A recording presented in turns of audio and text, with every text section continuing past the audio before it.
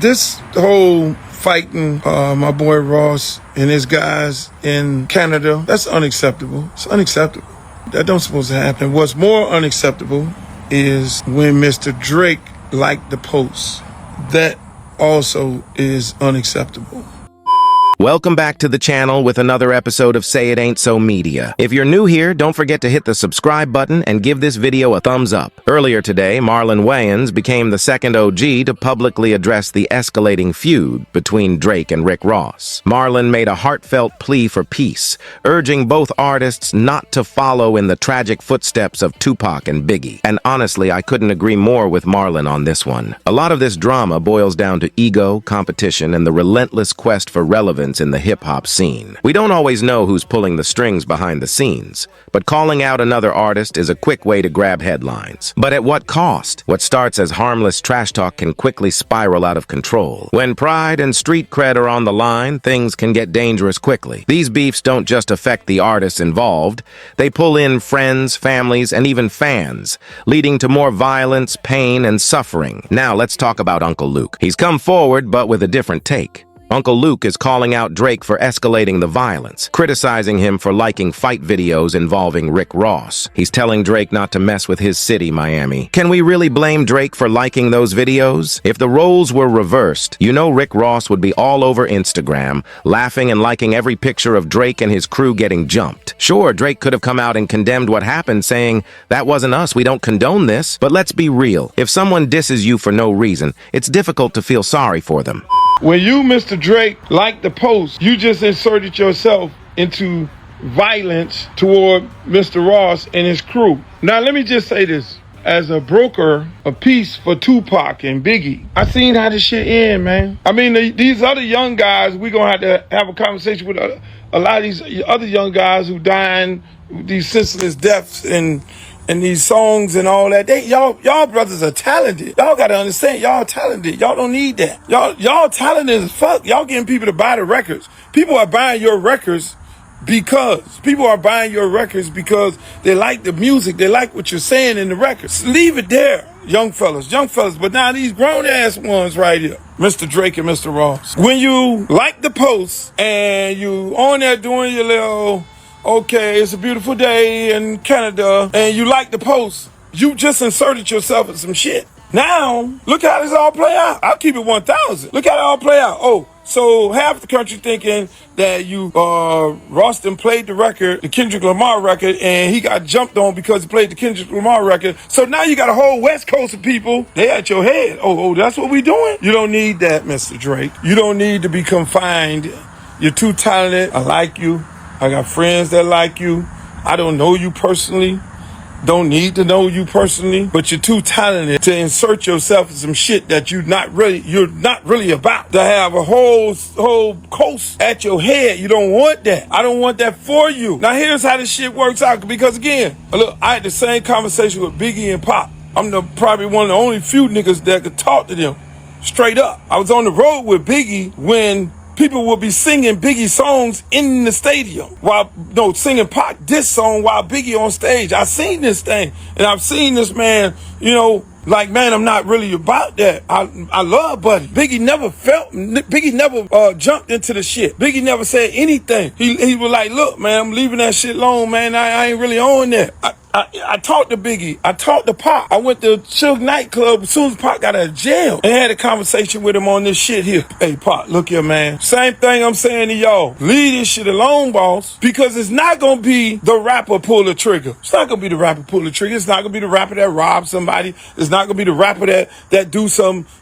No, it's going to be somebody looking for a come up, or it's going to be some super fan who going to do the shooting. You don't be knowing where it's coming from. So I would have expected Mr. Drake to be like, yo, I don't condone violence. That ain't what it is. I don't have nothing to do with that or none of that. You feel me? Because y'all can play the little games where you're talking on this social media shit, and you're doing your little texting and you're tweeting and you're talking and however y'all say whatever y'all want to say about each other. You can do that on here. But when you go to putting hands on people, that's when the shit go to a whole nother level. When you go putting hands on people, that go to a whole nother level. So people didn't have to put hands on you. And then they can have a conversation about it. You gotta be the bigger person than that. Y'all on here doing all this. Sticks and stones may hurt my bones. Word would never hurt me. Ain't nobody put no hands on nobody but until now. See, all these dudes gonna get on here and they gonna talk that sucker shit and all that, and they gonna think this is a game. This is not a game. Because you put your hands on your homeboys put their hands on, they did not put their hands on Ross.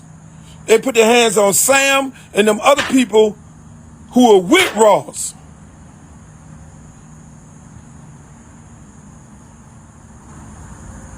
The rapper never gets hands put on them. It's the other people, and then it's the other people that really be about their life. It be the other people who be with the rapper who really on that shit. The rapper just takes these other people who be with them because they're in them streets every day, and they take them with them to get them out of the streets to try to save their lives. But then now when you go to put your hands on them dudes, them dudes about their life. They ain't with the sucker shit. I'm trying to tell y'all, I'm putting you up on game now. You ain't never seen no rapper with no bunch of valedictorian scholars, and all that. What we do is we take our dogs, dudes who we came up with, and we try to show them a better life. We take them around the world. We put them on the plane. We fly them over here. You come on, man, cause I already know you hard in them streets. Let me show you some different. Let me put you on game. Let me get you in this business some kind of way so you can change your life. But then now when you put that street shit on one of these streets, dude, in this rap game, bruh, the kid who was laying down on the ground, I'm gonna just leave that like that. So it ain't the rapper. It's not the rapper. The rapper never gets touched. The rapper never gets touched. He gets backed up. He may get a little push or shove, but then it's the guys around. And then what ends up happening is, you condone it? No, you don't want to do that. You got to be smarter than that. You got to be like, hey, look here, man, I don't condone no violence. Let me get on the phone. Hey, man, look here, man. Look, man, I ain't with them people. Now, if you with them people now, then you go tweet, yeah, good job. And then you gotta deal with the consequences that come behind that. It ain't gonna be the rapper that touch you, it's gonna be the people who are around you. And for all you other guys who think this is a joke, everybody else who think it's a joke, it's not a joke, boss. And I expect more out of my elder rappers. Everything ain't funny. Everything ain't joke business. Everything ain't joke business. I expect guys who've been in the game for a long time. This is not the time when people go to putting hands on people. This is not the time to joke. This ain't no fucking joke, bruh. This is not the time to joke, man. Don't do it. Don't do it. Don't joke. And then when you invoke 305 in that you don't want to do. This one thing about it, we got a whole bunch of people down here that I said a long time ago. We got a whole bunch of people down here that I said a long time ago, y'all need to check these people at the door. But then obviously we had a lot of groupie ass people around here start bringing these dudes around here and allowing them to just come run up and down here. But they running around on South Beach. Let me just let y'all know that right now. That's South Beach. The door could close for all you motherfuckers real quick. The door could close for everybody. Don't invoke 305 in your jokes about that situation because you invoke a whole situation. So play your little games with your words. If you want to do wordplay with Ross and anybody else, do your little wordplay with all that, but don't say, keep 305 out your mouth. I'm just telling you right now because this shit is.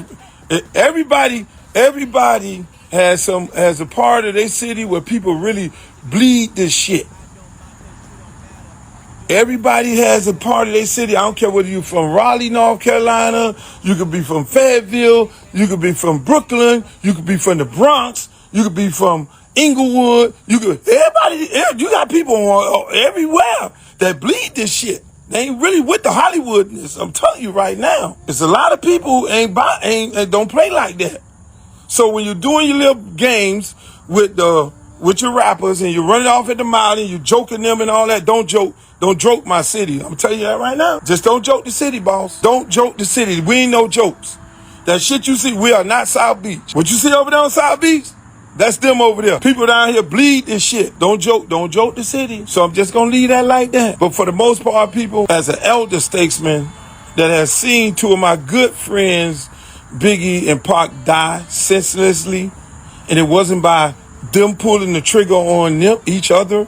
It was the people that surround them. I would hope that you two gentlemen get your shit together, Mr. Drake and Mr. Ross, because I don't want this to end like that. It shouldn't end like that. I'm gonna be the elder statesman of it all. You don't want that. I'll leave it like that. Y'all can cut this motherfucker up however y'all want to cut it up, but I said it and I stand firm on it. What do you guys think about all of this? Do you side with Marlon Wayans' call for peace, or do you get where Uncle Luke is coming from? Drop your comments below, and let's talk about it. Don't forget to subscribe to the channel and like this video. Thanks for watching, and I'll catch you guys later. Peace.